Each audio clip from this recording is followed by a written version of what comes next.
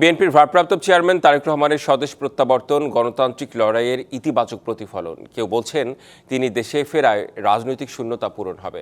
দলীয় নেতাকর্মীদের মধ্যেও উৎসাহ উদ্দীপনা বিরাজ করছে। তবে সাধারণ মানুষ কি ভাবছেন এই বিষয়ে জানাতে সিলেট থেকে যুক্ত হচ্ছেন সহকর্মী তাওহিদুর রহমান শাহ।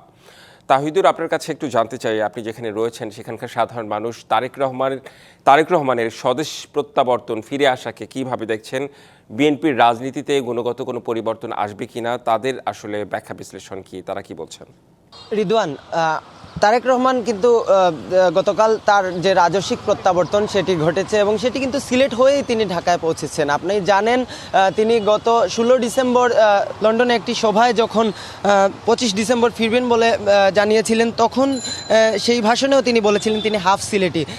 সুতরাং সিলেটের মানুষের আশা আকাঙ্ক্ষা প্রত্যাশা তার এই ফেরাকে ঘিরে তাদের উচ্ছ্বাস রয়েছে। আমরা একটু জানতে চাইব আপনার কাছ থেকে যে তারেক রহমান গতকাল দেশে ফেরাটা আপনি তার এই ফেরাটা এই সময়টা গুরুত্বপূর্ণ কতটা মনে করেন আপনি? বিসমিল্লাহির রহমানির রহিম। দেখেন, তারেক রহমান সাহেব লন্ডনে একটি বিজয় দিবসে একটি অনুষ্ঠানে উনি বলেছিলেন যে আমি হাফ সিলেটি। এই হিসাবে আমি সিলেটবাসীর কাছে অনুরোধ করব, তারেক রহমান বাংলাদেশে আসায় পুরো বাংলাদেশ হাসছে। কারণ বাংলাদেশ একটা স্বস্তিতে বাংলাদেশ যাচ্ছে, যে উনি অনেক ষড়যন্ত্রকারীরা নানানভাবে ওনার বাংলাদেশে প্রত্যাবর্তনকে ষড়যন্ত্র করে রুখে দিয়ে দিল, সেইটা সারা বাংলাদেশের মানুষ প্রতিহত করছে, কালকের এই জনসভায় প্রমাণ করেছে। আমরা আরেকটু আপনার কাছ থেকে জানতে চাইব, দীর্ঘ 1.5 যুগ পর তিনি দেশে ফিরেছেন, এই বিষয়ে আপনার প্রতিক্রিয়া একটু জানতে চাই। আমরা যারা তরুণরা আছি, আমরা চাই সবসময়, তরুণরা চাই সবসময়, ইয়াং জেনারেশন আমরা যারাই আছি সবাই চাই নতুন নেতৃত্ব আসুক, নতুনভাবে নেতৃত্ব দেখ। আমরা চাই জনাব তারেক রহমান এই দেশের রাজনীতিতে উনি দেশ পরিচালনা করতে পারবেন এবং সুন্দরভাবে দেশ চালাবেন, আমরা আশা করি এটা। আচ্ছা, আসসালামু আলাইকুম। জনাব তারেক রহমানের কাছে আমার একটাই আবেদন, যে মার্টিন লুথার কিং বলেছিলেন আই হ্যাভ এ ড্রিম। তো ওনার গতকালকে একটা বক্তব্য দিয়েছিলেন, উনি বলছিলেন উই হ্যাভ এ প্ল্যান। তো এই প্ল্যানটা যাতে আমাদের দেশের পক্ষে হয়, জনগণের পক্ষে হয়, এটাই নিয়ে দেখতে চাই যে কি করেন।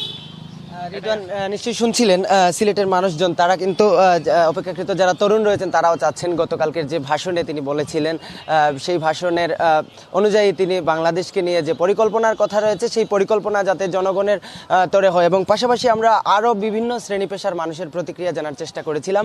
তারা প্রত্যেকেই বলছেন সামনে নির্বাচন এবং নির্বাচনকে সামনে রেখে তার এই ফেরাটা দেশের রাজনীতিতে একটি ইতিবাচক পরিবর্তন এবং ইতিবাচক দিক। তো সব মিলিয়ে এই ছিল তারেক রহমানের স্বদেশ প্রত্যাবর্তনের পর সিলেটের সাধারণ মানুষের প্রতিক্রিয়া। রিদওয়ান, সবার একটি ইতিবাচক প্রত্যাশা রয়েছে, বোঝা গেল। ধন্যবাদ আপনাকে।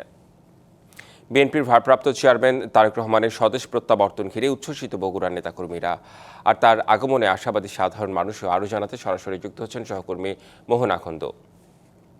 মোহন, তারেক রহমানের দেশে ফেরা কিভাবে দেখছেন বগুড়ার সাধারণ মানুষ, তাদের প্রতিক্রিয়া জানাবেন।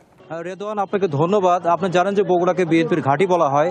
তো এবার তারেক রহমান বগুড়া থেকে সদর আসনে প্রার্থী হচ্ছেন, এই জন্য তারেক রহমান স্বদেশ প্রত্যাবর্তন বগুড়াবাসীর কাছে একটা আনন্দের একটা আলাদা উপলক্ষ তৈরি করেছে। তা আমার আশেপাশে রয়েছেন বগুড়ার বিভিন্ন শ্রেণী পেশার মানুষ, আমরা তাদের কাছ থেকে প্রতিক্রিয়া জানবো। একটু বলবেন তারেক রহমান সম্পর্কে আপনাদের প্রত্যাশা কি? ধন্যবাদ আপনাকে। আসলে আমরা বগুড়াবাসী হিসেবে তারেক রহমান সম্পর্কে যে প্রত্যাশা, এটা অনেক আগেই উনি অনেকখানি পূরণ করে দিয়ে গেছেন। বগুড়াতে যে সুবিধাগুলো আমরা ভোগ করছি এখন, বাংলাদেশের মধ্যে সর্ববৃহৎ পৌরসভায় বগুড়া পৌরসভা, এখানে যে রাস্তাঘাট development, Ziaur Rahman medical college, হাসপাতাল থেকে শুরু করে এয়ারপোর্টের যে অসম্পূর্ণ কাজ উনি রেখে গেছেন, সেটা হয়তো আমরা আগামীতে সম্পূর্ণ পাবো। পাশাপাশি বগুড়ার যে ডেভেলপমেন্ট, এটা উনি আগামীতে আরও বেশি ভালোভাবে করতে পারবেন। এছাড়াও আমরা বগুড়াবাসী হিসেবে বেশি অনুপ্রাণিত, বেশি খুশিতে আত্মহারা হয়ে আছে এই জন্য যে সারা বাংলাদেশে 64 জেলার চাইতে বগুড়া সদর আসনের প্রার্থী হয়েছেন উনি। আমরা নিজেরা ওনাকে ভোট প্রদান করতে পারবো। ধন্যবাদ। আরেকজনের কাছে শুনবো। ধন্যবাদ। আমাদের বগুড়াবাসীর পক্ষ থেকে যে আমাদের যে চাহিদা, যে আকাঙ্ক্ষা, সে তারেক রহমান পূরণ করবে, যেহেতু সদর আসনে প্রার্থী হয়েছেন তিনি। এবং আগামী বিগত 17 বছর যাবৎ যে আমার বৈষম্য শিকার, সে চাকরি বাকরি থেকে বিভিন্ন শিক্ষা প্রতিষ্ঠান থেকে শুরু করে যে আমরা সব বৈষম্য শিকার। তো নতুন এবং ফিরে আসা গ্রাহকদের জন্য নগদে চলছে ক্যাশব্যাক সহ প্রতিদিন হাজারো উপহার জেতার সুযোগ। হবে আশা আর ফেরা সারপ্রাইজ সেরা। জনাব তারেক রহমান আমাদের যে আগামী বাংলাদেশ যাকে বলা হচ্ছে, তিনি প্রত্যাশা এবং পূরণ করবেন। ধন্যবাদ। এবার আরেকজনের কাছে শুনবো একটু। শুনুন, ব্যাপারটা হলো যে তারেক রহমানের যে প্রত্যাবর্তন, এটা হলো গোটা দেশবাসীর কাছে একটা বিশাল আশার বাণী। উনি যে আশার বাণী গতকাল শুনিয়েছেন, তাতে আমরা মনে করি বাংলাদেশে খুব সহজেই, খুব তাড়াতাড়ি আমরা একটা প্রত্যাশা দেখব, যে প্রত্যাশা ওনার কাছ থেকেই আমরা পাবো এবং উনি এক নতুন বাংলাদেশ উপহার। ধন্যবাদ।